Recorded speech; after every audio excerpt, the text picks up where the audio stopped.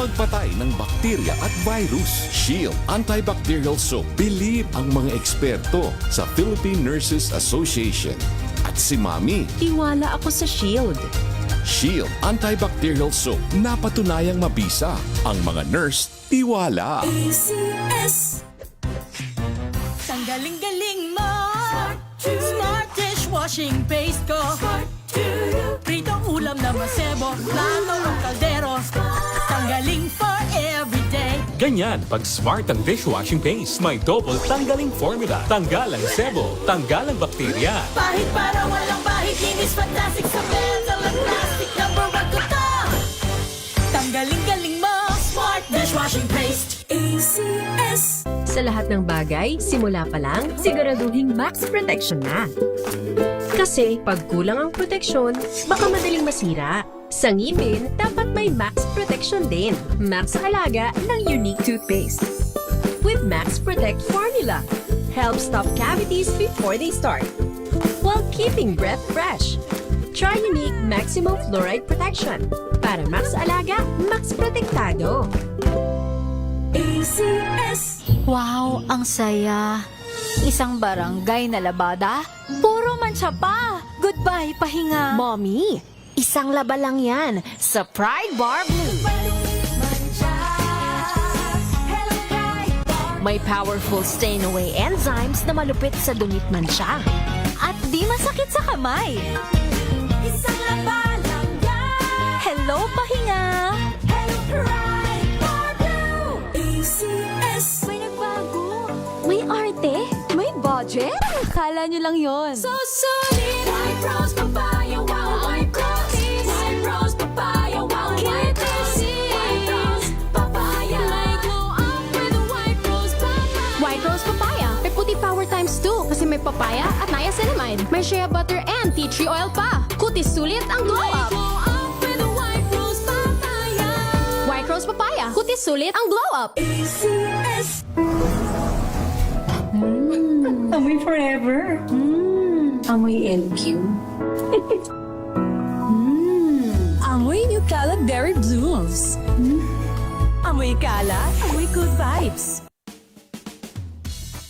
Jiggy Manikad po. Bilang isang broadcaster, mahalaga sa akin ang tamang impormasyon. Sa lahat ng bagay, kahit sa food supplement, mapanuri ako. Kaya dito ako sasubok ng MX3 capsule. Ito'y may alpha, beta at gamma mangosteen. Para sa akin, sigurado ako sa MX3 capsule. Dito ako believe. Mahalagang paalala, ang MX3 capsule ay hindi gamot at hindi dapat gamiting panggamot sa anumang uri ng sakit. Amoy forever. Amoy LQ. Amoy New Cala Berry Blooms.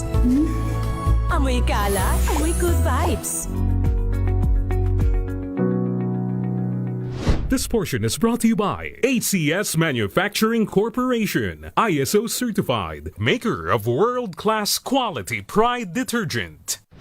Hindi nalingid sa kaalaman ng marami na ang pangongonsensya ay kadalasang ginagamit na paraan ng advertisers at fundraisers para tayo ay makinig at sumunod sa kanila.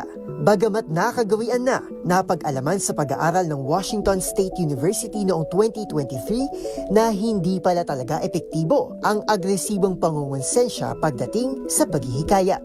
Ayon sa resulta ng pag-aaral na isinagawa sa higit 7,500 participants, mas tumatalab ang pag-induce ng guilt kung ang approach nito ay paghikayat para sa ikabubuti ng lipunan o ng ibang tao. Sa ganitong paraan, bagamat hindi 100% effective, ay nabibigyan nito ng pagkakataon ng tao na makapagmuni-muni ng may kalmadong isip at maramdaman na mayroon siyang sariling desisyon. Samantala, kung ang approach naman na ginamit ay ang direktang pamimilit, mararamdaman ng tao na parang ipinapasa sa kanya ang responsibilidad at sisi, dahilan para magkaroon ng mataas na posibilidad na hindi ito pumayag o mahikayat. Ayon kay Wei Peng, lead author ng pag-aaral. Mas epektibo rin ang guilt bilang motivator for action para sa mga malaking issue na nakakaapekto sa tao tulad ng natural calamity at social injustice. Lumalabas din na mahalagang konsiderasyon sa isang tao kung may kahihinatnan nga ba talaga ang kanyang magiging pagkilos. This portion is brought to you by ACS Manufacturing Corporation, ISO certified, maker of world-class quality Pride detergent.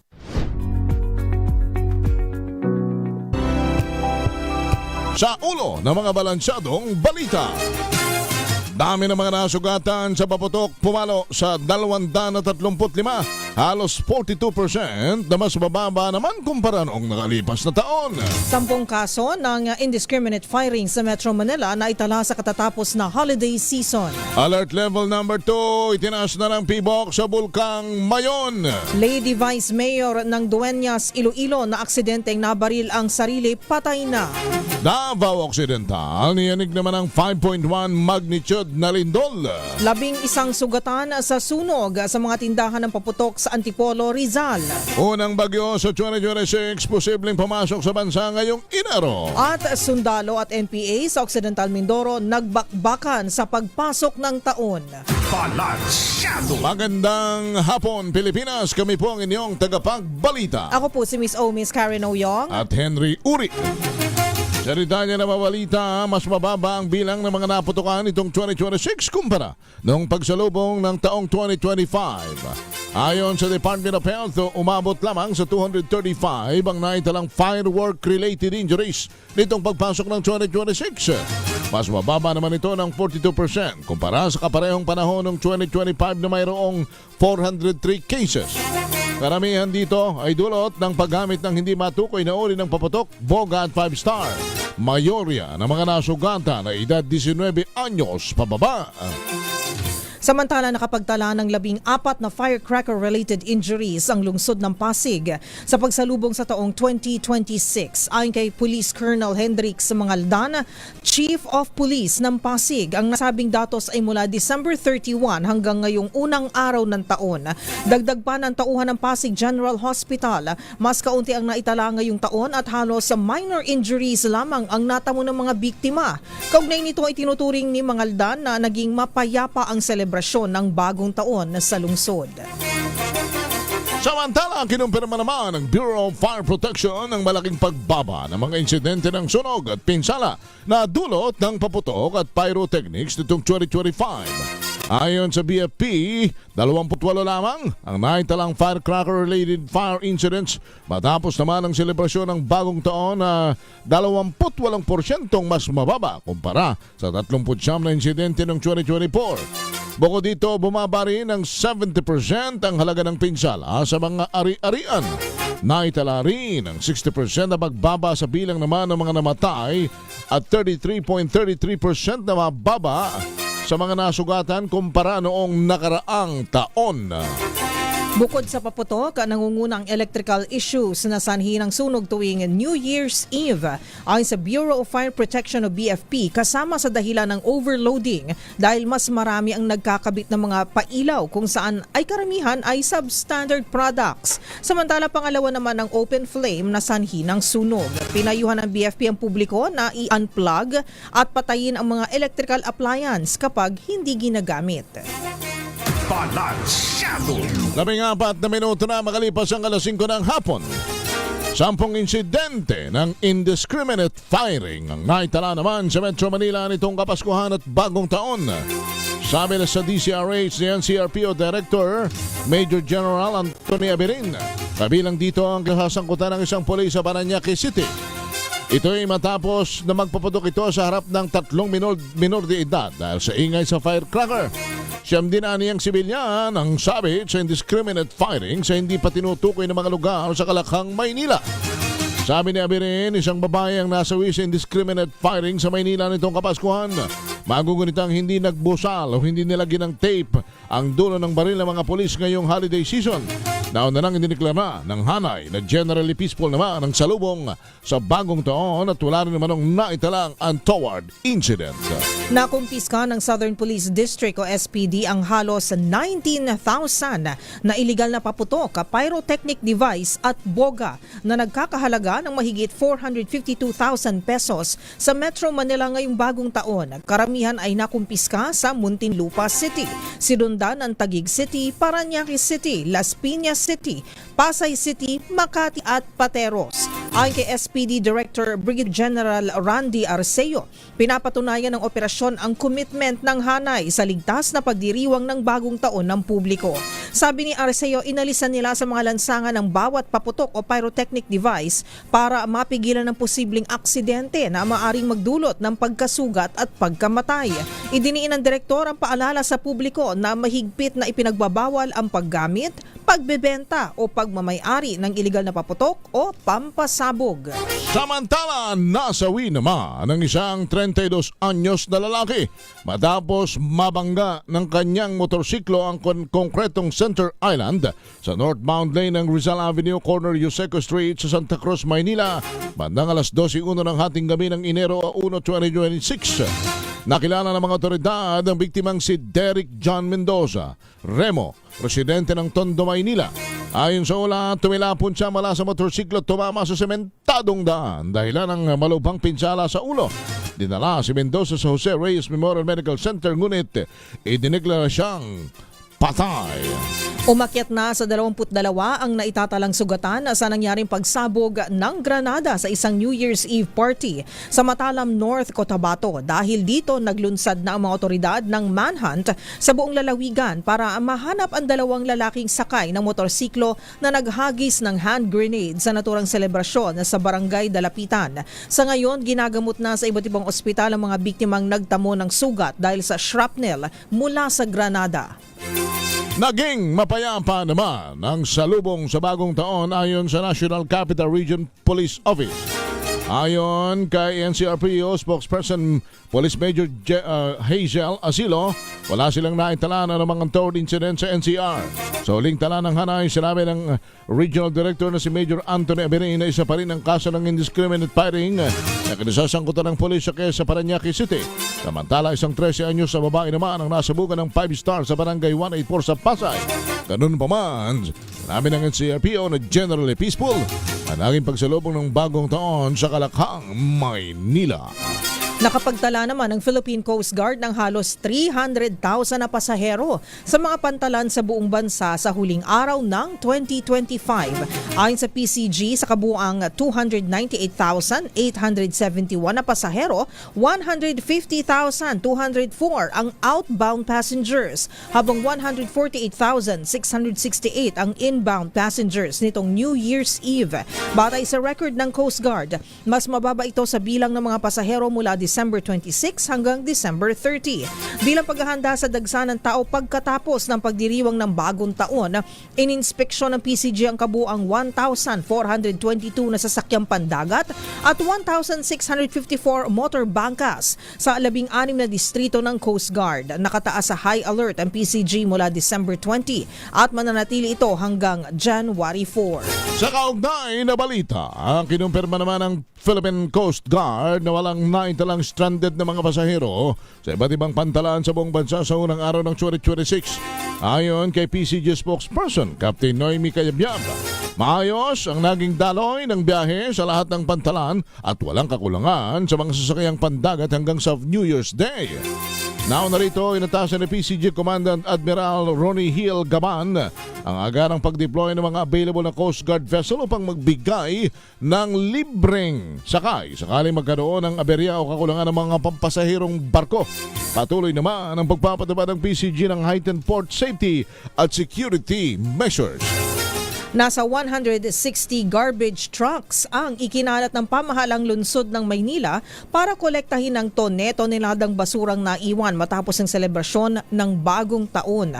Ayon sa ulat ng Manila Local Government Unit, umabot na sa 956 metric tons ng basura ang nakolekta hanggang alas 8 kaninang umaga. Sa nabanggit na bilang 887 metric tons ang nahakot ng Leonel Waste Management habang 69 metric tons naman ang nakolekta ng Department of Public Services o DPS. Sa operasyon, 19 na garbage trucks ang ipinakalat ng DPS habang 141 trucks naman ang idineploy ng Leonel Waste Management sa iba't ibang bahagi ng lungsod. Patuloy ang clearing at hauling operations ng lungsod upang mabilis na maibalik sa normal ang kalinisan at kaayusan sa Maynila matapos ang mga pagdiriwang. Samantala, dumami ang naitalang road crash injury sa buong holiday season ng 2025. Ayon kay Assistant Secretary Albert Domingo ng DOH o Department of Health, umabot sa 943 na mga insidente ng road crash ang naiulat sa buong bansa mula December 21 hanggang December 31. Mas mataas anya ito ng 84% kumpara sa kaparehong panahon ng 2024 na mayroon lamang na 530 na cases. Pinakamarami rito sa Calabarzon na umabot sa 139 na kaso. Sinundan ito ng Central Visayas na may 115 cases at Davao Region na may 114 cases. Narito ang tinig ni Domingo. Ang karamihan po dito ay mga rider, mga motorsiklo, 69%. Nakita ko nga yung report, no, parang rider yata yung nakasemplang 69%. Tapos yun namang pong mga nakainom, 12%. Malaki po yun, kahit sabihin mong 12 na mukhang maliit. Hindi, maraming yun. That's equivalent to mga 114 na kaso ang nakainom dun sa ating talaan. 815 sa talaan or 86% ang hindi gumamit ng kahit na anong safety accessories. Ibig sabihin, pag rider, dapat naka-helmet na approved ng DTI. Kapag four-wheeler naman, dapat po naka-seatbelt. Samantala, itinaas sa Alert Level 2 ang Bulkang Mayon sa Albay dahil sa pagtaas ng aktibidad na maaaring humantong sa pagsabog. Ayon sa FIVOX, tumaas ang aktibidad ng bulkan sa huling bahagi ng 2025 kung saan nakapagtala ng 599 rockfall events sa huling 2 buwan na may pinakamataas na insidente noong December 31 na may 47 rockfall events. Paliwanag ng state volcanologist, ang pag-increase sa rockfall ng Mayon ay indikasyon ng paglaki ng magmatic dome bago mangyari ang pagsabog. Dahil dito muling nagpaalala ang FIVOX na huwag pumasok sa 6-kilometer radius permanent danger zone at nag-abiso sa mga piloto na huwag magpalipad ng aircraft sa ibabaw o paligid ng bulkan. Sa kaugnay na balita, limitado muna ang mga aktibidad sa paligid ng Bulkang Mayon kasunod ng pagtaas ng Alert Level 2 ng PBOX. Sa abisong inilabas ang Provincial Government ng Albay, mahigpit na ipinagbabawal ang anumang aktibidad sa loob ng 6-kilometer permanent danger zone, kabilang na ang mountain climbing at pag-aani ng gulay. Bukod dito, nilimitahan ang ATV ride sa Kagsawa Ruins. Nagpatupad na rin ng no-fly zone sa ibabaw ng bulkan at pansamantala ring hindi papayagan ang pagpasok sa Mayon Skyline. Inatasan na ng Philippine National Police sa pamamagitan ng Albay Police Provincial Office ang pakikipag-ugnayan sa mga lokal na pamahalaan para sa pagpapatupad ng restrictions. Inabisuhan na din ang lahat ng City, Municipal at Barangay Disaster Risk Reduction Management Office na dapat nasa preparedness and monitoring status na sila sa kanilang mga nasasakupan. Pinalalahan na naman ang publiko na manatiling alerto at nakabantay sa official updates mula sa PBOX at mga lokal na opisyal. Sinalubong ng Bulkan Taal ang bagong taon na may pagtaas sa seismic activity ayon sa FIVOX na nakapagtala ng 51 volcanic earthquakes sa huling 24 oras. Sa pinakahuling bulletin, sinabi ng FIVOX na sinabayan ito ng 13 volcanic tremors kung saan bawat isa ay tumagal ng 1 hanggang 3 minuto. Sinundan ng increased activity ang mapayapa at kalmadong buwan para sa bulkan na nakapagtala ng 101 volcanic earthquakes earthquakes mula December 1 hanggang 31.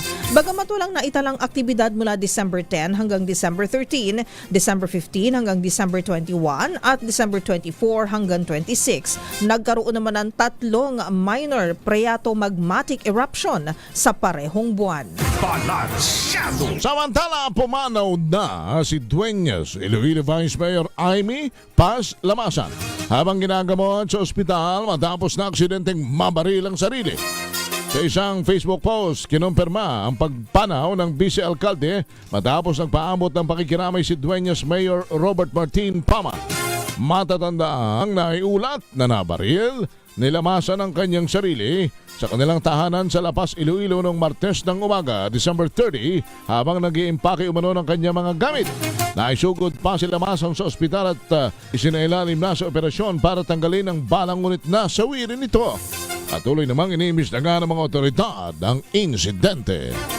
Niyanig ng magnitude 5.1 na lindol ang karagatang sakop ng Jose Abad Santos, Davao Occidental. Kaninang umaga ay sa Fivolks, tectonic ang origin nito na may lalim na 134 kilometers. Bagamat walang inaasahang pinsala dahil sa lindol, sinabi ng Fivolks na magdudulot ito ng mga aftershock. 11 ang napaulat na nasaktan sa nangyaring sunog naman ng mga tindahan ng paputok sa Antipolo, Rizal. Habang kasagsagan ng pagsalubong sa bagong taon, kwenta ng mga nakasaksi, isang may sinding fountain ang tumama sa hilera ng mga nagbebenta ng paputok sa Barangay de la Paz. Dahil sa insidente, nagliam ang naturang lugar at natupok ang mga paputok at iba pang fireworks display. Agad namang nakaresponde ang mga bombero kung kaya't naapula din ang sunog. Ayon sa Barangay de la Paz Rescue, isa sa 11 nasaktan ay minor de edad. Ang pinangyarihan ng sunog ay isang designated area ng tindahan ng mga paputok. Maaari nga pumasok sa bansa ngayong Enero ang unang bagyo sa 2026. Batay sa pagtaya ng DOST Pag-asa, ang potential tropical cyclone ay posibleng maglandfall malapit sa Eastern Visayas o sa Caraga region. Gayunpaman, maaari ding lumihis o hindi na ito pumasok sa Philippine Area of Responsibility. Sa unang kalahati ng taon ay posibleng umabot ng hanggang sa 8 ang bilang ng bagyo na inaasahan sa bansa ngayong 2026. 27 minuto na makalipas ang alas 5 ng hapon. Nagbakbaka naman sa pagpasok ng 2026 ang mga sundalo at membro ng New People's Army sa Occidental Mindoro. Ang enkwentro ay nangyari kaninang umaga sa pagitan ng tropa mula sa 76 Infantry Battalion at armadong grupo sa Sitio Mamara sa Barangay Kabacao sa bayan ng Abra de Ilog. Napansin din ng mga residente ang paglipad ng military chopper bilang suporta sa ground forces. Bukod sa 76 IB, kasama din sa operasyon ng pwersa mula sa 1st Infantry at 50 Scout Ranger Battalion. Tumanggi naman ang tropa na magpalabas ng statement kung may naitalang casualties sa naturang enkwentro. Naglabas ng mga bagong proklamasyon si Pangulong Ferdinand Marcos Jr. sa pamamagitan ng Executive Secretary Ralph Recto na nagdedeklara ng special non-working days sa ilang bahagi ng bansa sa unang buwan ng 2026. Ito ay upang bigyan daan ng pagdiriwang ng mga pista at founding anniversaries ng mga lokal na pamahalaan. Sa ilalim ng Proclamation Numbers 1115, 1119, 1121 at 1124, idiniklara ang special non-working days sa Bawang, La Union sa January 5, sa Curimao, Ilocos Norte sa January 18 at Carigara, Leyte sa January 26 para sa kanilang founding anniversaries. Nakasaad naman sa Proclamation Numbers 122 at 1123 na special non-working day ang January 20 sa Lipa City, Batangas para sa pagdiriwang ng Coffee Festival. Gayon din ang January 19 sa Pagadian City para sa Pasalamat Festival. Deklarado rin bilang special non-working day ang January 23 sa lalawigan ng Bulacan para sa First Philippine Republic Inauguration Anniversary. Sa Proclamation 1118 naman, itinakda ang January 9 bilang special non-working day sa Coronadal City, North Cotabato para sa selebrasyon ng kanilang 86th founding anniversary at 2026 Coronadal Hinugyaw Festival, habang special non-working day sa January 31 sa Lian, Batangas kaugnay sa celebration selebrasyon ng kanilang Liberation Day. January 16 sa Batangas City para sa kanilang kapistahan at January 27 sa Tantanang o Tantangan, South Cotabato para sa kanilang founding anniversary at Kulitangtang Festival. Para may nakakalimutan niyatang ideklara ang Pangulo. Ano yun? Ang holiday sa araw ng iyong kasal ngayong taon. Ay, anniversary. Personal na yun. Hindi na dapat i-celebrate ng buong bansa yun. Sila na lang ni First Lady yun. Hindi. Anniversary ng araw ng iyong kasal. Akala ko kasal ni First Lady at saka ni President. Hindi. Nakalimutan ng Pangulo na ideklarang holiday ang araw ng iyong kasal. Good luck, Mr. President. Yun ang masasabi ko. For now. Who knows? Baka po ngayong taon ng ito, ikakasal ang aking partner na si Karen at si Pedro. Hi, Pedro. Huwag kang hindi pag kinuha ka naming ninong, ha? Hindi ba nanginig ang buong katawan ni Pedro? Ay, hindi naman. In fairness naman. Matapang si Pedro? Hindi siya matapang. Walang masyadong maingay. Walang masyadong nagwapotok. Sa area namin. Kaya ano lang siya, chill. Apo, yan ho ang napakapalad na lalaki sa buhay ng aking partner na si Karen. Si Pedro Pascal. Artista yun, nasa Hollywood, sabi nila. Hindi po. Sumayin nyo na ang unang bugso ng mga balita sa Balansyado ngayong araw na ito ng Huwebes. Unang araw sa buwan ng Enero taong 2026, 2026 na. Kami ang inyong tagapagbalita. Ako po si Miss Karen Oyong. At Henry Uri. Balansyado.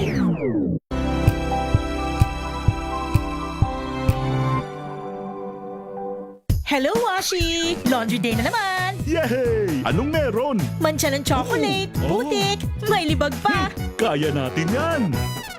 With Pride Washing Machine Detergent, may triple stain-away formula. Tanggal ang makapit, madikit, at malupit na dumit mancha. Kaya easy-easy ang labada. Mula noon hanggang ngayon! All you need is pride. All you need is pride. ACS.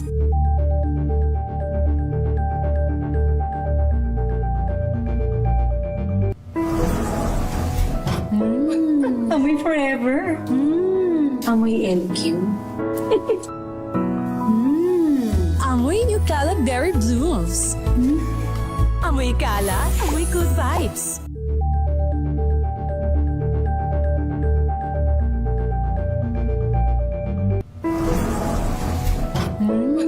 Amoy forever.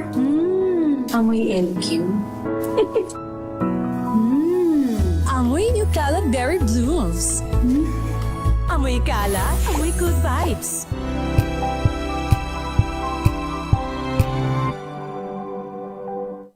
Maulan man, no worries na amoy kulob ang damit. Charm, Fab, Con, bangong kumakabloom.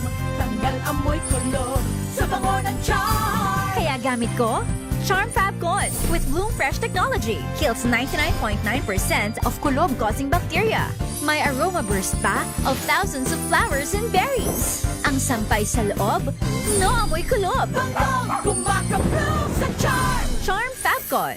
ACS.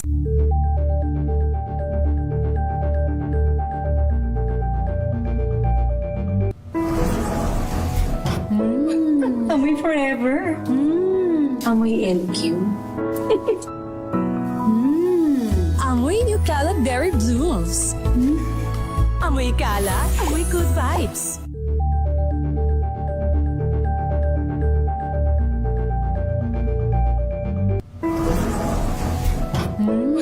Amoy forever. Amoy LQ. Amoy New Cala Berry Blooms. Amoy kala, amoy good vibes.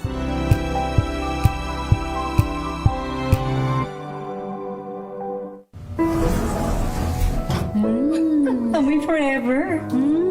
Amoy LQ. Amoy New Cala Berry Blooms. Amoy kala, amoy good vibes.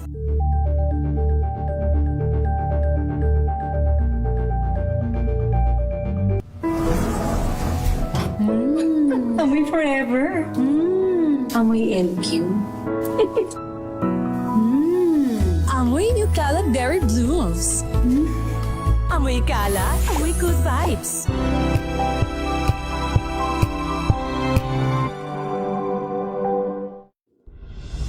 Tuloy-tuloy ang pagtulong, tuloy-tuloy ang pagseserbisyo, at tuloy-tuloy ang balitaan kasama si May Binauhan sa Operation Tulong mula Lunes hanggang Biyernes.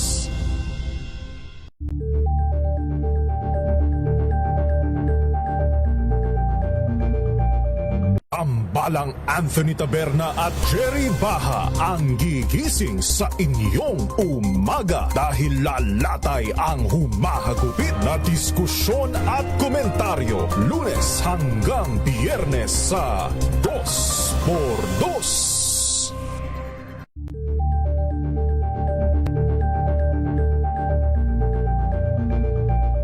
Curious ka ba sa maraming bagay? Kami na ang bahala dyan. Aalamin, tutuklasin at bibigyang linaw namin ang mga katanungang bumabagabag sa inyong isipan. Sa programa kung saan ang bawat sagot ay galing lamang sa mga eksperto. Ang Expert's Opinion, tuwing linggo 3:00 ng hapon, dito lang sa DZRH TV.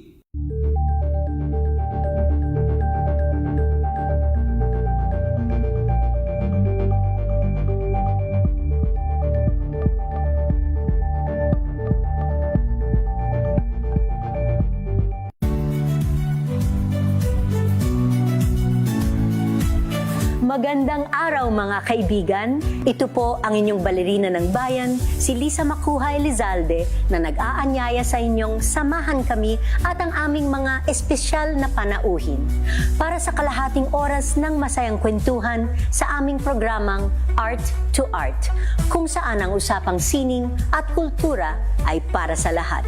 Huwag kaliligtaan, tuwing linggo, 3:30 ng hapon, dito lamang sa DZRH Radio, DZRH TV, at via online streaming.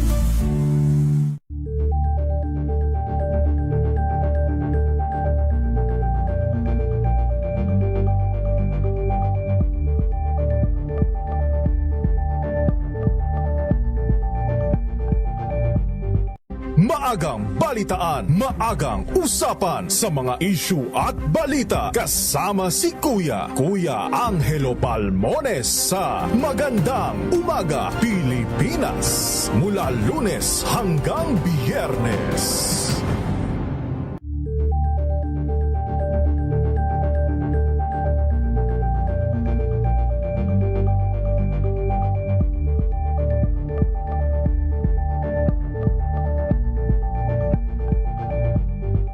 Alamin ang mga maiinit na isyung pambayan, mga balitang kailangan mong malaman, usapin sa pamahalaan, politika, ekonomiya at kabuhayan. Ito ang mga dapat mong malaman, pakialaman at pag-uusapan dahil kayo ang tinig ng mamamayan dito sa Damdaming Bayan.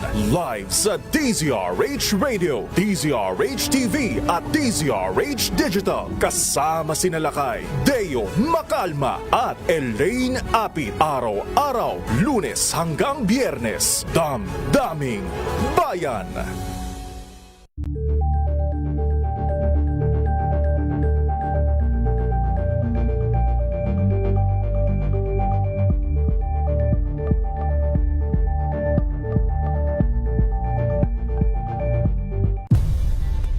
Nagsimula sa pangarap hanggang sa maabot ang tagumpay.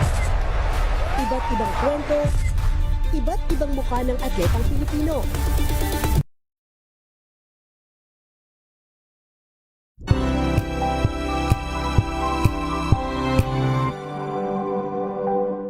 We've got you covered. From the hottest hits, exclusive interviews, kilig to the bones fan meet experience, and hataw performances of your favorite stars. Saturdays, 12 noon, dito lang sa DZRH TV.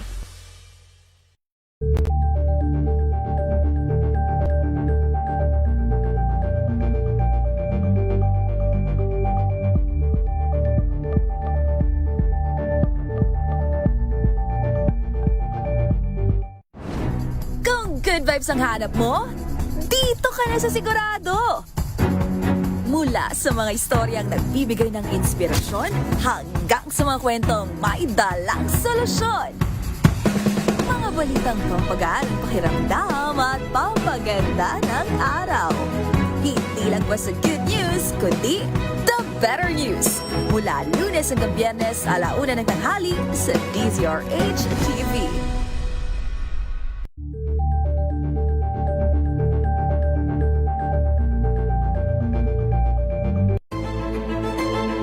Pakikinggan ang bawat panig.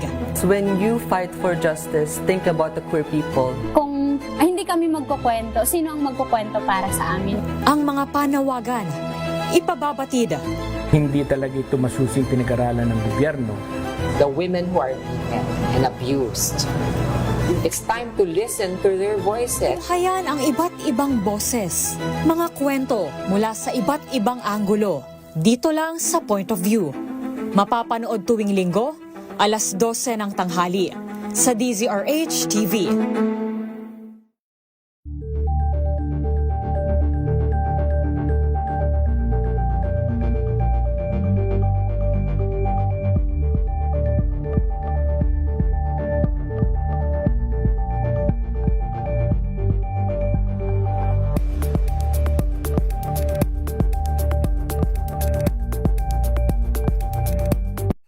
Mga balitang gigising sa inyong umaga. Mga balitang kailangan mong malaman. Mapapakinggan sa ACS Balita sa 2x2. Kasama sina Anthony Taberna at Jerry Baha. Lunes hanggang Biyernes.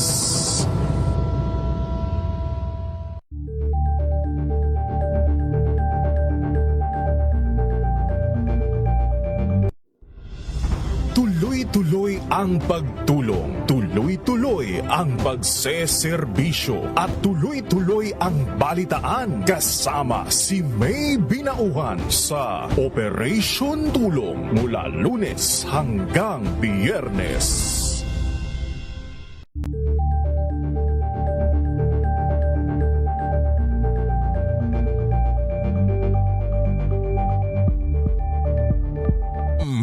Our 2026 with a positive outlook.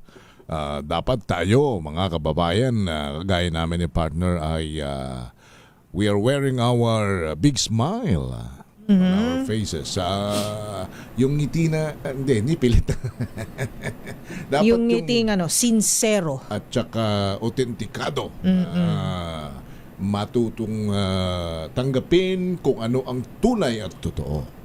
Kasi the more na tayo nagsusugarcoat, in denial, lalong mahirap daw partner ang buhay pagka ganun eh. Hindi ka makaisip ng mga solusyon na dapat kapag itinatago mo at itinatanggi mo ang tunay na kalagayan ng buhay.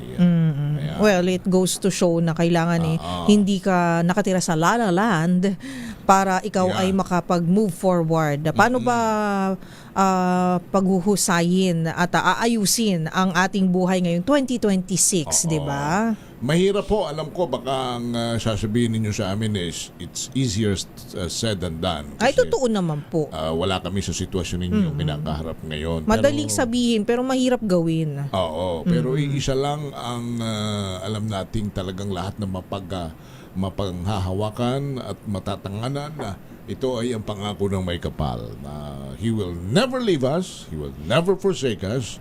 At ito, 2026 talagang sabi nung iba magiging challenging ito. But knowing God, hindi naman tayo basta-basta niya pababayaan. Basta mabuti lang ang ating puso. Yun. Hindi naman kasi pwede sa buhay laging successful ka, laging masaya, laging madali ang mga bagay-bagay, di ba? Di pag ganun, wala nang growth doon. Paano ka magma-mature, paano ka matututo? Balanse lang, di ba? Balanse lang dapat ang buhay. Basta walang mabuting pinabaya. At yun lagi ang sinasabi ho natin na ang paggawa ng mabuti sa kapwa kailanman ay hindi nagbubunga ng masama. Yan. laging ang iniisip natin ay para sa ating pamilya, kapwa, at mabuti ito, ating hangad. Naalala ko, partner, yung sabi ng isang abogado, dapat kada ka gigising, lalabas ng bahay, yung consciousness mo ay dapat God conscious ka. Iniisip mo parati na, tika mo na, may nakatingin bawal magnakaw ng kaban ng bayan, may nakatingin. Oo nga. Hindi man agad-agaran na mahuhuli ka, mapapagalitan, mapaparusahan. Actually, mas nakakatakot nga yung balik nun no? Pagka hayahay ka ng matagal, inisip mo, ay okay naman pala, di ba?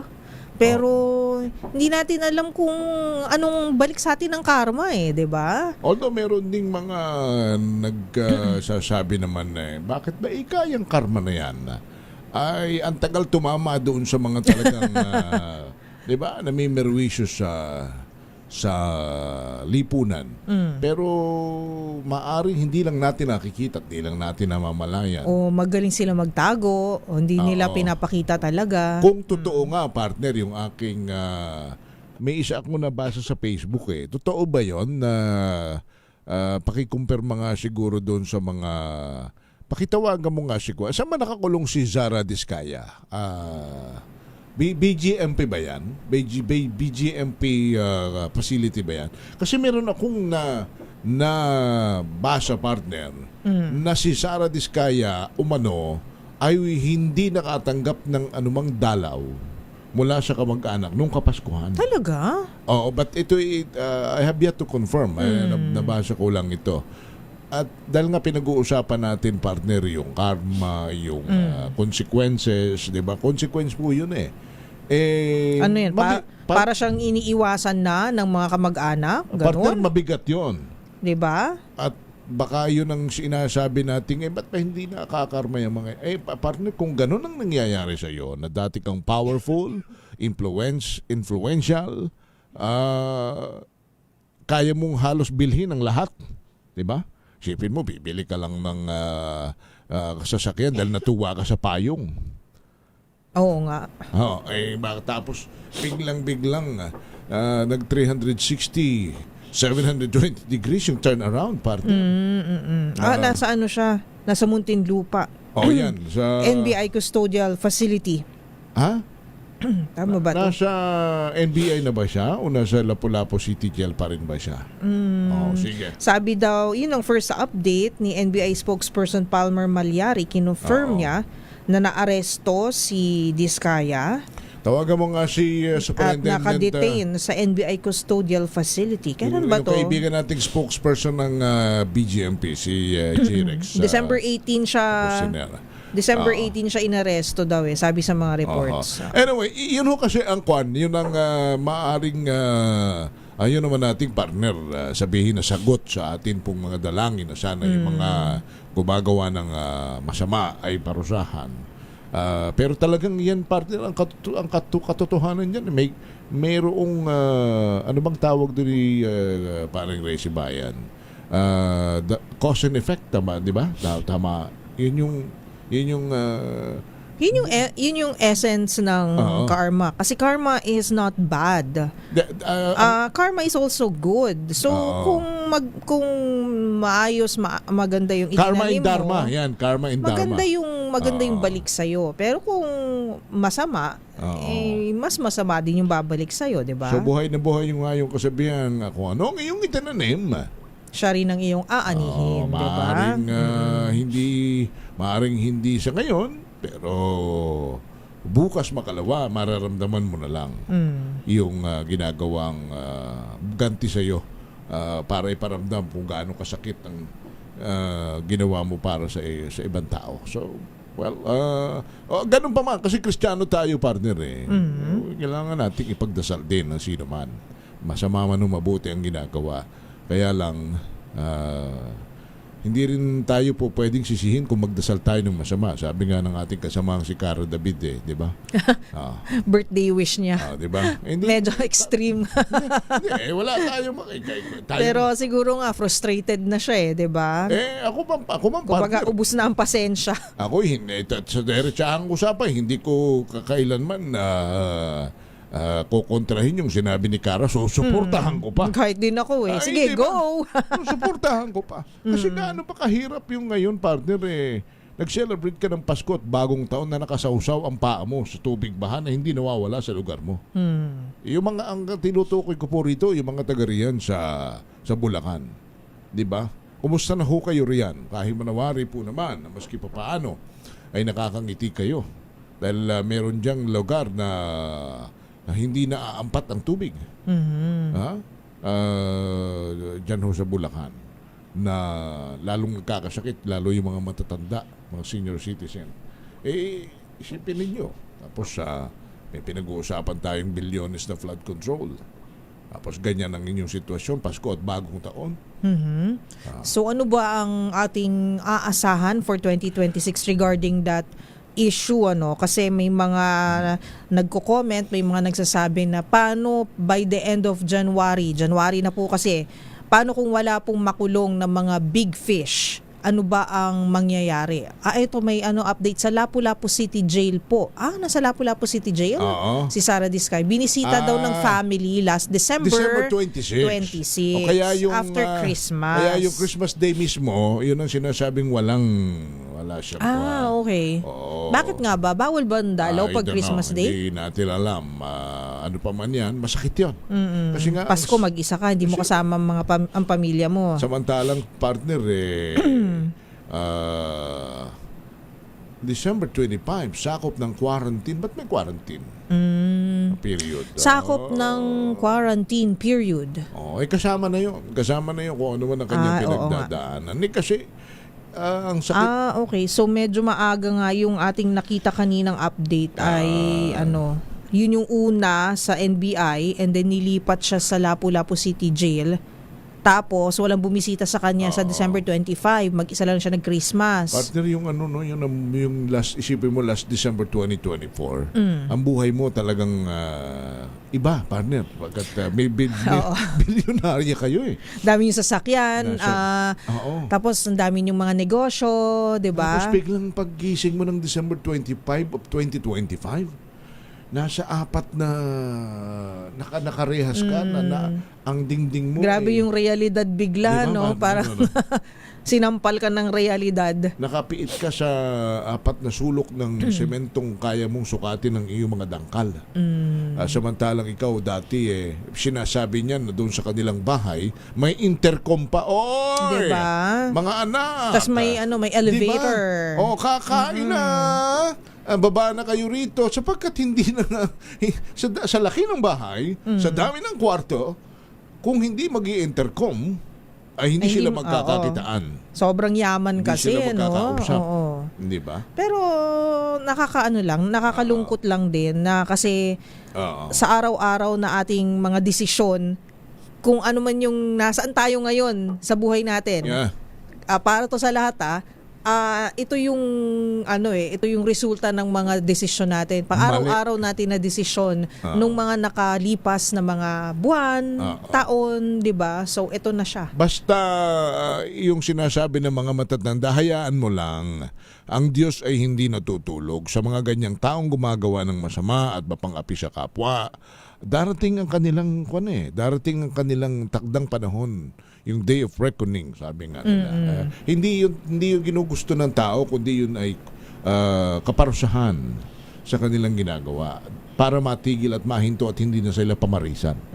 Kaya yung mga hindi pa tinatamaan, sa ngayon, kung alam nyo naman, kung paano ninyo inargabyado, inapi, winalangya, pinagnakawan, at talagang sinuba ang pondo ng bayan na pinaghirapan ng dugot pawis, kasama ng aming 32%. Ouch!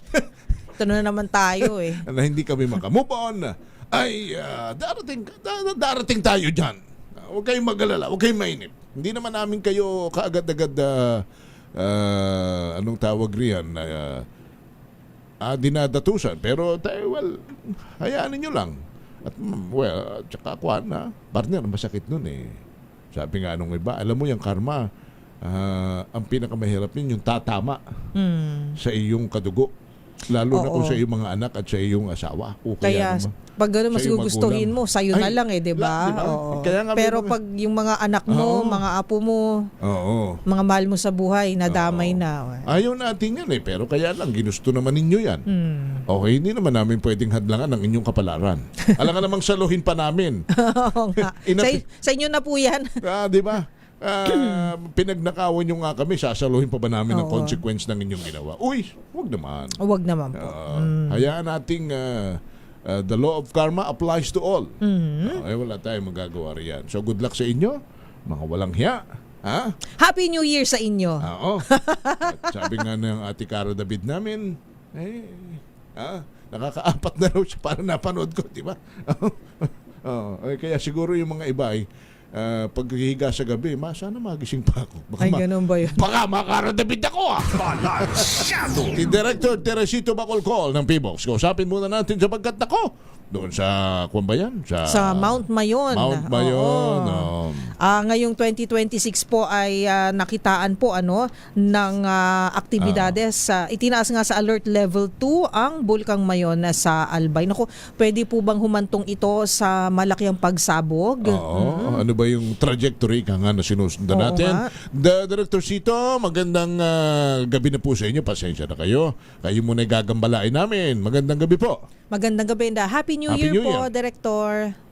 Yes po, Happy New Year po sa inyo and magandang gabi din po sa mga nakikinig po sa ating ngayon. Opo. Teka muna, mag-back story lang kami. Bago ho ba mag 2026, talagang early December o mid-December, nagparamdam ho ba ang Mayon? Yes po, in fact, November pa lang, naka-record na po tayo ng pag-increase ng yung rockfall events.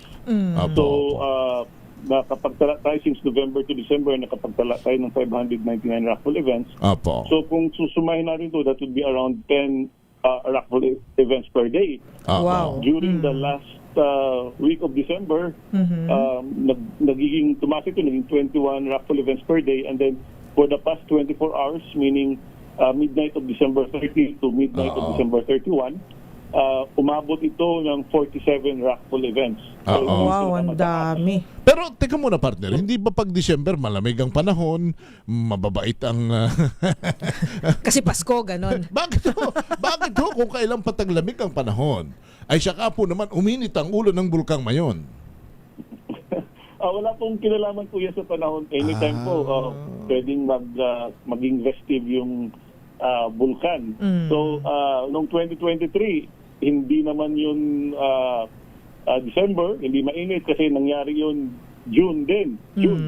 So dumami din yung rock events June of 2023 and yun yung nagiging isa sa mga reasons kung bakit tinaas yung alert level kasi dumami yung rockfall events and eventually nagkaroon nga ng effusive eruption. Ito yung slow release of magma doon sa ng vulkan. That's June 2023. So we're thinking na ito na ulit yung pwedeng mangyari for Mayon volcano. But again, we assess this on a day-to-day basis. So, Director Bacolcol, sir, yung rockfall events po ba ay isang indikasyon? Is it an indicator na pwedeng sumabog po ang isang bulkan? Yes po, kasi ang rockfall event po, it's a sign that the volcanic material is being pushed upward doon sa conduit ng bulkan. And as a result, yung mga bato na nasa taas, nadidislodge, bumabagsak kasi nga may umaakyat. Okay. They're being pushed up. So, bumabagsak sila doon sa slope ng bulkan. Pag sinabi po, Director, na lumaki po yung magmatic dome ng Mayon, ano pong ibig sabihin nito? At ano po yung maaaring susunod na mga events after this? So, yun nga po, lumalaki kasi may supply ka doon sa ilalim. Tapos eventually, habang constant supply pataas, yung sa taas naman yung dome niya nag-shed off, bumabagsak. Parang parang dahil gumagalaw, yung mga bato Paakyat, oo. yung mga bato nagbabagsakan, yung mga yung loob mismo, mga dingding ng bulkan ay humihina at kaya ho mas delikado yung pagsabog. Ganun ba yon, Director Rosito? Hindi naman. May tatlo tayong tinitingnan dito na pwedeng mangyari. Katulad nung 2023, yung nabanggit ko kanina, nagkaroon tayo ng pagdami ng rockfall events, and then eventually nagkaroon ng relatively quiet, yun yung effusive eruption natin. Ang nangyari lang dito, it would take several months bago matapos. Kaya noong 2023, it took 6 months bago humupa yung activity ng bulkan. Pwede rin yung 2018 scenario natin na nagkaroon ng rockfall events and then nagkaroon ng explosive eruption. This is in contrast sa 2023. And ang ano lang nito, yung not a downside but ang advantage lang, not advantage kasi this is an explosive eruption, but it would only take several weeks. Noong 2018, it took 2 months bago humupa. In contrast sa 2023 eruption, if you see, quiet eruption pero mas matagal. Apo. Yung tanong ng partner ko kanina na partner yung sinasabi mo na yung posible bang sumabog after, kasi po 'di ba nagkaroon ng 47 rockfall events earlier nito pong nakaraang buwan, and then lumaki po. Kumbaga parang namaga, tama po ba, yung magmatic dome ng Mayon? And after that po, ano po ba ang susunod na pwedeng mangyari? Or pwede po bang sumabog na po ito? Sa palalaho ba, Dr. Sito? Yun po yung nabanggit ko kanina. Yung dalawang scenario pwede mangyari, magkaroon ng pagsabog, pero isa effusive eruption, yung quiet eruption. Yung isa naman, yung explosive eruption, yung 2018. Or pwede rin eventually mag-taper off yung mga yung unrest, yung rockfalls would decrease, and yung monitoring parameters natin would stabilize, and eventually we can return to alert level 1. So, yung tatlong scenarios pwede po mangyari. So, hindi pa rin po natin ma-predict sa ngayon po, ano? Tama ba, Director? Yes, that's right. Kaya titingnan natin ito on a day-to-day basis. Ayun. So sa ngayon, wala pa namang ipinapakitang indikasyon ng from level 2 posibleng itaas. Tomorrow, the other day, the next day, maging level 3 ito. Again, wala pa po tayo, but again, pwede magkaroon ng drastic changes. Dramatic changes sa mga parameters natin. Katulad ng 2023, we raised it the alert level from 1 to 2 on June 5, and then June 8, we raised it to alert level 3 kasi dumami yung rockfall events. Hindi lamang 49, maabot ng 200 rockfall events in 3 days. Okay. So, sa ngayon po kasi dahil sa alert level 2, tama po ba, Director Bacolcol, sir, hindi mo daw pwedeng pumasok dun sa 6-kilometer radius permanent danger zone. Of course, kasi pag may mga falling rocks, dangerous nga naman po yun, no? Isa yun. For yung mga nagpapalipad ng mga aircrafts sa paligid o above the volcano po, sinabi nyo po na wag po muna o iwasan muna kung maaari. Gano'n po ba kataas yung pwedeng ano bang tawag doon? Ibuga na plumes, kung ano man po na pwedeng ilabas ng Mount Mayon, Director? Tama kayo. Ideally, dapat walang tao inside the permanent danger zone. Kasi even at alert level 0, yung 6-kilometer danger zone natin, dapat walang tao dyan. Opo. Kasi nga, anytime pwedeng magkaroon ng sudden phreatic or phreatomagmatic eruption, pwedeng magkaroon ng pyroclastic density current, pwedeng mabagsakan ng mga bato. Katulad ng nangyari ngayon, may mga batong bumabagsak. Opo. Ngayon, yung flights naman, tama kayo, there are implications for aviation. So again, advice natin sa mga piloto to avoid flying very close to the summit area of Mayon because there is a possibility of sudden assimilation or ejection of rocks that can affect yung sasakyan panghimpapawid, and of course pwede ring mapektuhan ng visibility. Pero yung bang pagdaan ng eroplano hindi nag-aggravate, hindi nakakapagpalala ng sitwasyon para siguro lalong maging active ang pagsabog? Hindi naman. Wala naman po. Wala. Walang connection. Hindi naman ang galing sa ilalim ng lupa. Opo. Para lang sa ating mga kababayan, kung ililaymans natin ito, Ano ang, kung ipipicture, kung ilalarawan natin sa isipan ng ating mga nakikinig ngayon, ano ang posibleng laman at nasa loob ngayon ng bulkan? May magma tayong umaakyat, and as it goes up, yung mga batong nauna na doon sa taas, nadidislodge, kaya bumabagsak. Yung bang magma yung bang magma ay malapot na apoy na paano ba 'yon? Para kang susunog ng bakal na biglang lumambot yung bakal na naging malapot na patak, parang ganon? Yes, tama po kayo. Parang ganon yun. Pero mainit. Mainit. Parang bakal na these are very hot melted rock. Yun. So, think of a magma like boiling soup inside a pot. Wow. Mga ilang degrees Celsius po kaya ito, Director? Mainit po yan. It could go as high as thousands of degrees Celsius.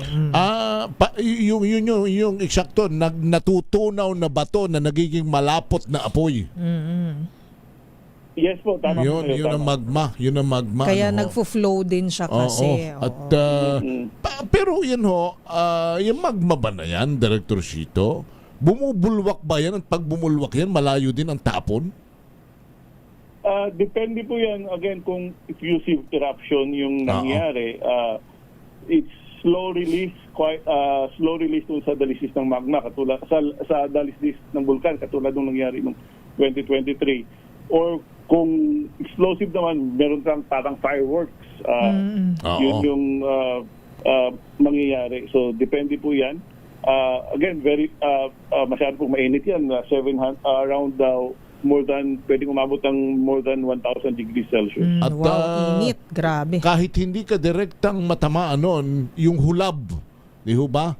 Yung singaw, ay napakainit din.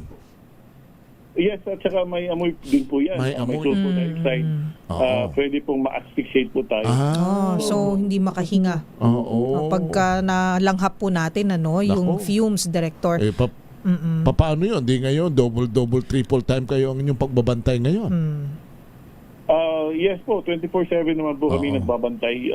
May kahit Pasko, kahit holiday, may tao po sa opisina namin. Yung mga observers po natin ay ready po yan anytime. Director, itanong ko na lang din po, from Amayon, punta tayo ng Taal. Yeah. Kasi po may na-monitor po yata din ng FIVOX sa pagtaas ng seismic activity. Sabi dito sa mga reports, 51 volcanic earthquakes in the last 24 hours. Tama po ba? So, kumusta naman po? Yes po, pero for the past 12 hours, wala po tayo ni isang volcanic earthquake sa Taal Volcano, meaning 12 midnight kanina to 12 noon kanina. Walang na-monitor. Buti naman. Buti naman. Volcanic earthquake. Ipagdasal natin na yung pananahimik niya ay talagang pagtuloy-tuloy na. Oo. Pero is this also an indication of another parang activity rin na parang sa Mayon Volcano? Yes po, sa Mayon, ang nakikita natin yung rockfall events. Sa Taal naman, bago ito sumabog noong 2020, nagkaroon tayo ng maraming volcanic earthquakes. In fact, a month before its eruption, in one day, meron naitala yung ating opisina ng more than 120 volcanic earthquakes. In one day lang po yan. So, pero dito sa Mayon, right now, 2 days na tayong walang volcanic earthquake. Very good. Very good sign naman po yan. And thank you, Lord, for that. But kumusta? Maliban ho sa Mayon, maliban sa Taal, kumusta yung iba pang mga bulkan na inyong mga binabantayan? How's Canlaon so far? Yung Canlaon Volcano, for the past 24 hours, nakapagtala tayo ng 4 na volcanic earthquakes. And kahapon, yung sulfur dioxide natin, we were able to measure it at 1,613 tons per day. And right now, nasa alert level 2 pa rin yung Canlaon Volcano. Yung isa pang vulkan nating binabantayan would be Bulusan Volcano, and for the past 24 hours, ni isang volcanic earthquake wala tayong naitala. So, ang Bulusan Volcano ay nasa alert level 1. Ayan. Iba pa mga bulkan, wala naman tayong kaya natatakutan pa na may banta. Yes, the rest kasi meron tayong 24 active volcanoes, 4 yung may alert levels. Yung the rest of the 20 ay nasa alert level 0. Alright. Okay. Mabuti naman. At pasama-sama natin ipagdasal na wala namang mangyaring malalaking pagsabog ng bulkan. Sana yung mayon, Dr. Sito, ay tumahimik na. At ang pangit naman ng 2026 kung sasalubungin tayo ng malaking problema riyan. Tama po kayo. Alright. Dr. Sito, salamat na marami sa inyo and we wish you Happy New Year. Happy New Year po, Director. Happy New Year din po sa inyo. Alright, thank you. Si Dr. Sito Teresito Bacolcol ng PBOX. May mga nagbe-text lang partner dito rin na pwede ba ikang yung mga sangkot sa flood control, lalo na yung mga nuno ng Ghost Project ay pagsamasamahin natin itambak natin sa bunganga ng mayon para huwag nang pumutok ito. Ialay natin. Ialay. Maganda yan. Maialay na nga. Ito na po, sakripisyo po namin para Hindi sa ba? inyo. Huwag lang po kayo pumutok. Oo, naku, nagkataon pa naman na yung nagtatago na na Saldico ay Bicolano. Ay, at hindi ba? Oo. Ay, siguro kung baka nga hindi ka tatanggapin ng bulkan yan. Bulkan man ay isusuka mga inayupan. Grabe naman. Talaga. Iba ang galit ng Pinoy. Ay, paano ba kasi magagalit ng Pinoy? Pinangakuan ninyo na mapakulong kayo bago magpasko. Pagkatapos walang nakulong ni isang malaking isda. Sabi nga nila kay Deo, ang pinukulong nyo sa lip na balyena, ang pinukulong nyo gurami. Pagkatapos na walang nakulong ng Pasko, sasabihin ninyo, makabagong taon. So ibig sabihin ba niyan, pagbibigyan namin kayo sapagkat holiday pa naman hanggang linggo. Abe, sa Lunes, anong petsa na sa Lunes? Ay, hindi, ano ba? Bakit December pa yung calendar natin dyan? Ngayon Palitan na natin yan. Ngayon. Malas Friday yan. 2. At Sabado. Linggo ay sa 5. 6. 6 na sa Lunes, di ba? 5 lang. Dapat first working day ng 2026 dapat talagang makakita kami ng malaking isda na sinisilbihan ninyo ng warrant of arrest. Otherwise, wala na kayong kredibilidad na magsalita tungkol riyan kung hindi nyo kayang bangatawanan. Balansyado! 6:12, babalik po tayo. Ako si Henry Uri. At ako po si Miss Karen Oyong. Balansyado!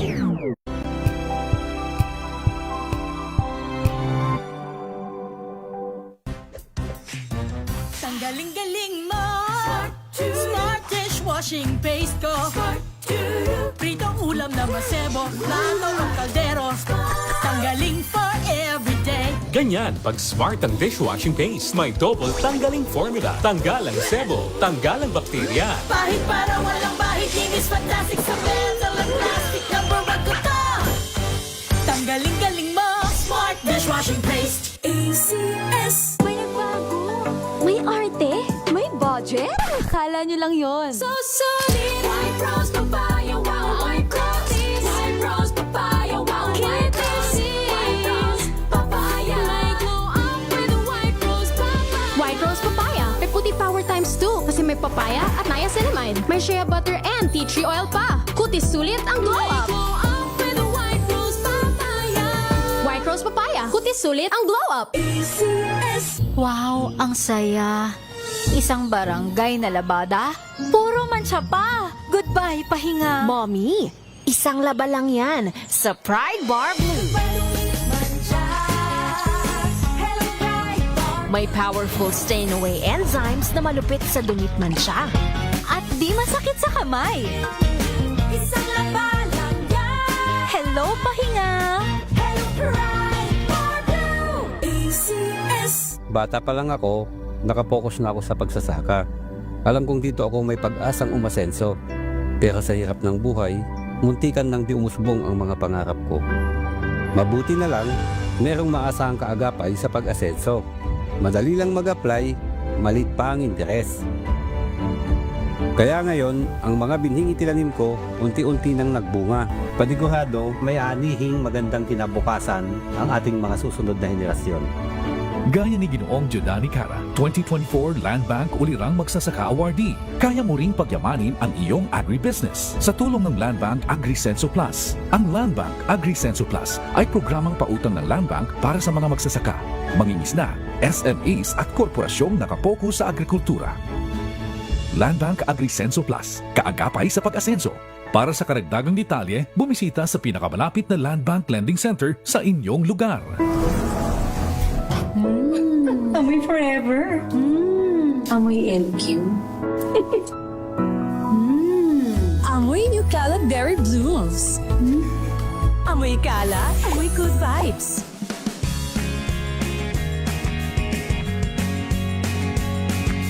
Now we are unboxing MX Sweet Coffee.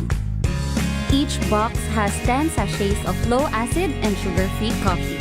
You can have it hot or cold. Bring it with you anytime, anywhere. Shop at Lazada, Shopee, and in leading drugstores nationwide. Hello, Washi! Laundry day na naman! Yay! Anong meron? Mancha ng chocolate, putik, may libag pa! Kaya natin yan! With Pride Washing Machine Detergent, may triple stain-away formula. Tanggal ang makapit, madikit, at malupit na dumit-mancha. Kaya easy-easy ang labada. Mula noon hanggang ngayon! All you need is pride. All you need is pride. ACS. Sa lahat ng bagay, simula pa lang, siguraduhing max protection na. Kasi pag kulang ang proteksyon, baka madaling masira. Sa ngipin, dapat may max protection din. Max sa alaga ng Unique Toothpaste. With Max Protect Formula, help stop cavities before they start, while keeping breath fresh. Try Unique Maximum Fluoride Protection. Para max alaga, max protektado. ACS. Amoy forever. Amoy LQ. Amoy New Cala Berry Blooms. Amoy Cala, amoy good vibes.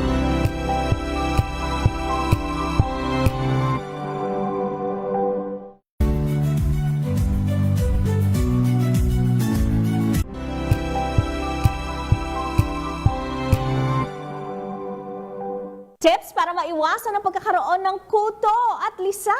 Alamin. This portion is brought to you by ACS Manufacturing Corporation, ISO certified, maker of world-class quality Pride detergent. Ayon sa medico.ph, iwasang manghiram ng mga gamit ng ibang tao gaya ng suklay, ipit at sombrero. Mainam na regular na i-check ang iyong anit at buhok upang makasigurong hindi ka nahawa ng lisa o kuto. Sakali namang ikaw ay may kasama sa bahay na mayroon nito, huwag tumabi sa kanya sa pagtulog. Pero kung ikaw ay tuluyan ng nahawa ng kuto o lisa, ay panatilihin ang pagsusuklay sa iisang lugar at malayo sa ibang tao. Huwag kalimutang palaging pagpagin ang inyong hinihigaang kama at unan. At mainam din ang paggamit ng shampoo na may mabisang panlaban sa kuto at lisa. Gayon din ang pagsusuyod at ang paglalagay ng coconut o olive oil. This portion is brought to you by ACS Manufacturing Corporation, ISO certified, maker of world-class quality Pride detergent. Mga kurap sa impyerno dahil baka nakawin nila ang budget sa pambili ng panggatong. Saan sila pupunta? Hindi sila tanggapin sa impyerno. Sabi naman nung isa, baka pati budget sa asopre ay i-overprice. Grabe naman kayo. Oo. Oy, pero baka nga, malay pa natin. Oo nga. So, ayaw nilang ma-stress. Iwasan na lang daw. Wag na lang papasukin. Pati daw si Satanas ay napapahiya sa kademonyohan ng mga magnanakaw ng pondo ng bayan. Ang tanong, saan sila pupunta pag sarado ng impyerno? No entry sa impyerno. Pero dami partner na gano'n na. Gano'n na kalala. Ganong kasama ang ganong kasama at ganong kasumpa-sumpa para sa mata at pakiramdam ng mga Pilipinong ganyan ang reaksyon. Ganyan kayo, ganyan kasama kayo kung ituring ng mga tao na inyong pinagnanakawan ng pondo, na para bang lahat ng mga buto at ugat at hanggang sa himahimay-mayan ng inyong mga laman ay maitim. Kasing itim ng inyong mga budhi na kahit si Satanas ay sabi ng mga texter, hindi kayo tatanggapin. Oh, yan. Grabe. Dinaig kasi nila si Satanas. Sino ba partner ang hindi dadaig? Taray! Sino ba partner ang hindi dadaig kay Satanas? Diba? Doon sa flood control project na insecure tuloy si Satanas. Partner, di ba? Talagang may insecure partner. Isipin mo naman Baka agawin pa yung niya. Isipin mo partner na ang mga Pilipino na manggagawa kagaya natin at iba pang mga nag-aambag ng buwis sa gobyerno, naghahanap buhay ng patas, naghahanap buhay ng legal, nagtitiis. Ikaw, partner, meron kang mga gustong bilhin, may mga gusto kang... Ay, madami. May pangarap ka, di ba? Oo. Hindi mo mabili May mga aspirasyon. Ang laki ng kinakalta sa iyong buwis. Di ba? Yung mga Pilipino rin, nagtitiis na ganito lang ang ulam, dito lang nakatira, sapagkat... ang pondo ng gobyerno inaata-atado sa lahat para masilbihan yung mga ospital, transportasyon, edukasyon. Pagkatapos malalaman mo, partner, na yung palang nalilikom ang pondong galing sa dugot pawis mo ay inilabas ng mga gahamang politiko kasabwat ng mga taong gobyerno, pinalabas na may itinayong flood control project para yung mga binabaha ay hindi maapektuhan ang kanilang buhay at kabuhayan. Lumabas, partner, may perang lumabas pero walang pondong na ipatayo, walang proyektong na ipatayo. Ay gaano, baka demonyo yan talagang. Pati nga si Satanas mapapahiya sa kademonyohan ng mga yan, di ba? Oo nga. Kaya yung mga text na ganyan, wala ho tayong magagawa kung kayo'y tamaan. Lang po sa mga text na yan, tagabasa lang po kami. Oo. At ang masama niyan, partner, yung mga politiko yan, may mga stonewalling na sa dibdib yan. Naglagay na yan ng makakapal na adobe sa dibdib sa mukha para hindi maramdaman. Pero hindi matamaan. Ang natatamaan at nasasaktan at hindi namin makokontrola ang galit ng tao ay yung mga anak, mga kapamilya at kadugo nitong mga politikong ito. Yan ang tiyak na nakakaramdam. At yan ang saan man pumunta, ang turing sa kanila ay anak sila na magnanakaw at mga walang hiya sa gobyerno. Yan ang talagang masakit dyan. Yung ikaw na anak, wala ka naman Hindi naman ako pwedeng mamili ng magulang Anong magagawa ko? Kaya lang iho-iha. Wala rin kaming magagawa. Kung pinalaki ka ng magulang mo sa perang galing sa nakaw. Sumako na tayo sa mga report. Dalawang most wanted person sa hiwalay na krimen arestado sa Oplan, Galugan sa Pasay City. RH number 27, Noche Kakas. Noche. At Miss Kay, inaresto bago ang taong 2026 ang dalawang most wanted person sa hiwalay na kaso sa lungsod ng Pasay. Sinilbihan ng warrant of arrest sa Di Guzman Street, Barangay 164 Malibay, ang wanted na si alias John Carl, 29 anyos. Ayon sa record, sa top 8 most wanted person si alias John Carl sa kasong paglabag, anti-photo and video voyeurism act of 2009 na may pensang 120,000 pesos. Sa Williams Street, Barangay 30 naman na aresto itong si alias Joanne. Si alias Joanne ay rank 9 na most wanted person ng SPD sa kasong robbery. Sinilbihan ng warrant of arrest si alias Joanne sa kaso na may piyensang 100,000 pesos. Naresto ang dalawa sa Oplan, Galugad ng warrant and subpoena section ng Pasay City PNP. RH 27 na chika ka sa DZRH, una sa Pilipinas, una sa Pilipinas. Maraming salamat, Noche Kaka. Samantala, gitnang Luzon, walang naitalang biktima ng ligaw na bala sa pagsalubong sa bagong taon. RH 37, Dani Kumilang. Ibalita mo yan, Dani. Iniulat ng Police Regional Office 3 na walang naitalang nasawi at walang biktima ng ligaw na bala sa pagdiriwang ng bagong taon 2026 matapos ang pinaigting ng mga operasyon pansiguridad sa buong gitnang Luzon. Batay sa pinakauling ulat, hanggang oras ng pagsasapubliko, umabot sa 113 ang naitalang insidente na may kaugnayan sa Kapaskuhan, kabilang ang 29 na kaso ng paputok na nagresulta sa 31 sugatan. Ngunit walang naiulat na nasawi. 3 individual ang naaresto at 5 baril ang nasamsam kaugnay ng indiscrimination firing at wala namang sangkot na tauhan ng PNP o iba pang ununiform personnel. Nakakumpiska rin ang mga otoridad ng kabuang 50,994 peraso ng illegal na paputok, kabilang ang 448 na boga. Ayon dito kay Police Brigade General Ponce Roelio Piñones Jr., Regional Director ng Police Regional Office 3, ang positibong resulta ay bunga ng maagap na pagpapatupad ng batas, pinaigting na police visibility at aktibong pakikiisa ng komunidad alinsunod sa PNP Focus Agenda ng Acting Chief PNP na si Police Lieutenant General Jose Melencio C. Nartatis Jr. at sa advokasya ng Pro 3. Dani Kumilang, RH37, DCRH, una sa Pilipinas, una sa Pilipino. Balance! Ay, Dani Kumilang. Samantala, 46 biktima naman ng paputok na naitala sa 2 malalaking government hospital sa Pangasinan sa pagsalubong sa bagong taon. RH number 38, Freddy Bajardo. Freddy? Umabot na sa 46 ang nabiktima ng paputok sa pagsalubong sa bagong taon 2026 ang naitala ng 2 malalaking hospital dito sa Pangasinan.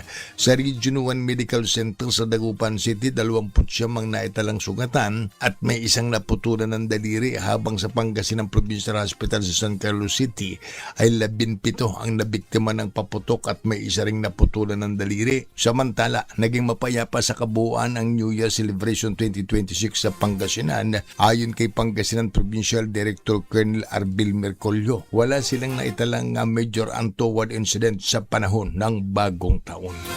Mula sa Action Radio Pangasinan, ito si Freddy Fajardo, Aristartet nag-uulat para sa DCRH, una sa Pilipinas, una sa Pilipinas. Maraming salamat, Freddy Fajardo. Samantala, mga fruit vendors sa Katarman malinis na iniwan ng pwesto matapos ang pagdagsa ng mga mamimili para sa New Year celebration. RH34 Jane Galit Bantayan, ibalita mo yan, Jane. Malinis naman na iniwan ng mga fruit vendors ng Katarman ang lugar kung saan sila pinayagan ng local government units ng pagtitinda ng kanilang mga prutas. Kahapon ang lugar ay dagsa ng mga tao para humabol pa sa pagbili ng mga prutas. Ang paglilinis sa nasabing lugar kung saan sila pinayagan ay bilang pagsunod ng mga fruit vendors sa ginanap na meeting ng Public Market Committee bago ang Pasko. Kasama dito ang mga seasonal ambulant fruit vendors. Napagkaisahan sa nasabing meeting ang napapayagan sa pagtitinda itong mga ambulant fruit vendors at isa sa napagkaisahan ang paglilinis ng kanilang mga basura o paglilinis sa lugar pagkatapos silang magtinda. Nagpasalamat naman ang local government units Katarman sa pagsunod nito nasabing mga vendors kasama ang Menro at Local Economic Enterprise. Mula sa Action Radio Katarman, RH34 Jane Galit Bantayan ng DCRH, una sa Pilipinas, una sa Pilipino. Thank you, Jane Galit Bantayan. And speaking of which, pinabati natin ang Manila City Government sa pangunguna po ni Mayor Isko Moreno, partner, sa mabilis nilang pagkilos sa paglilinis ng toneladang basurang iniwan ng mga kung sino-sino po riyan sa kalakhang siyudad ng Maynila. Partner, dami talagang ko.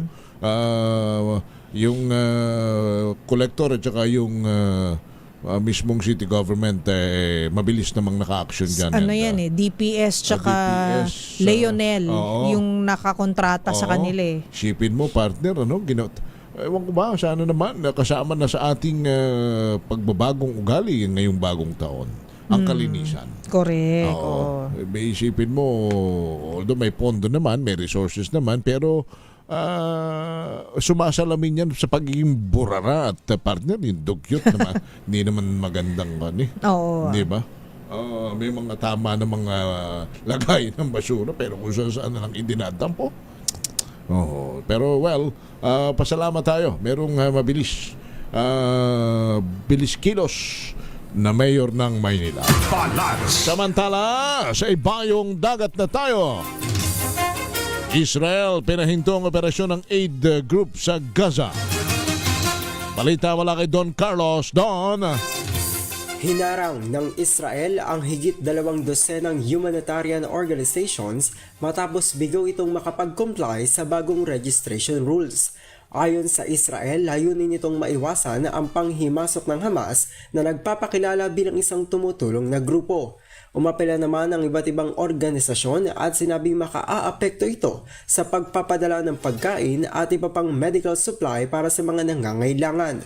Tinawag naman itong criminal behavior ng Hamas at hinimok ang United Nations at iba pang international community na kondenahin ang ginawa ng Israel. Ginawa ang nasabing rules noong nakarang taon at binigyan ng palugit hanggang kagabi kung saan bigong tumupad ang grupo sa itinakdang araw. Matatanda ang Oktubre taong 2023 nang magsimula ang alitan ng Palestina at Israel na nagpapatuloy pa rin hanggang sa ngayon. Ito si Don Carlos ng DZRH. Una sa Pilipinas, una sa Pilipino. Maraming salamat, Don Carlo. Samantala sa balitang showbiz, Maris Racal sumakses. Sa 2025, ibinida ang 4 na malalaking proyekto. Aba, go girl!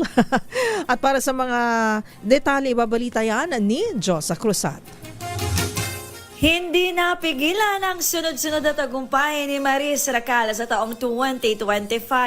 Sa isang Instagram post, ipinahayag ng aktres ang kanyang pasasalamat matapos makagawa ng 4 na malalaking proyekto sa loob lamang ng isang taon. Ibinida rin ni Maris ang iba't ibang look sa 4 na roles niya bilang patunay sa lawak ng mga karakter na kanyang ginampanan. Kabilang sa mga ito ang pagiging Sunshine sa award-winning film na Sunshine, ang role niyang Gab sa seryeng Incognito, ang karakter na Jessa at Penelope sa Netflix movie na Social Climbers, at ang papel niyang Ponggay sa hit TV series na FPJ's Batang Quiapo. Umani naman ng pagbati at papuri mula sa netizens ang kanyang post na humanga sa husay at versatility ni Maris bilang aktres. Ito si Josa Cruzat nag-uulat para sa DZRH, una sa Pilipinas, una sa Pilipino. Thank you, Josa. Yung ba yung dating kasintahan ni Nino? Anong pangalan nung sa kwan? Sa Rico Blanco. Sa Rico Blanco. Dating frontman ng River Maya. River Maya. Oo. Kasama ni Bamboo, di ba? Si Bamboo. Ayan. Congratulations, Miss Sana all, Maris, maraming no? projects sa 2026. Oo. Yun nung baka kayo ay naghahanap ng kagaya namin ni partner. Marunong din po kaming hindi naman kami naguhubad pero hindi talaga. Naguhubad po kami. Hinuhubaran namin ng maskara ang mga tiwali at mga masasamang tao sa lipunan. Yan ang paghuhubad na aming gagawin at para yan sa ating mamamayang Pilipino. Oy, si Attorney Cam, sino bang Magla-live ba? Magla-live ba? Sina Justice at sina Piskal? Batiin natin pala partner si Sir Mon Samson ng Manila Bulletin. Ang Happy New Year. Ay, Kuya Mon. At ang tropang Extra Rice. Nag-extra rice ba kayo kagabi? Yes. Ako hinay-hinay po dyan ha sa Extra Rice. Dapat tayo ngayon less pork, more perks. Ay, wow. Yan. Dapat gano'n, di ba? Bawas sa taba, dagdag tayo ng kabuhayan. Correct. Yung perks. Para lahat tayo yumaman. Di ba? Pero sigurado lamang na formula ng pagyaman na maibabahagi namin sa inyo ang lagi naming paalala sa inyo ni partner na help is wealth. Kami po ang inyong tagapagbalita. Ako po si Miss O, Miss Karen Oyong. At ako naman si Henry Uri. Maraming salamat. Magandang gabi na po. Suwain nyo na mga balita sa Balansyado. Unang araw sa buwan ng Enero 2026. Antabayanan po ang programang Usapang Legal. Balansyado.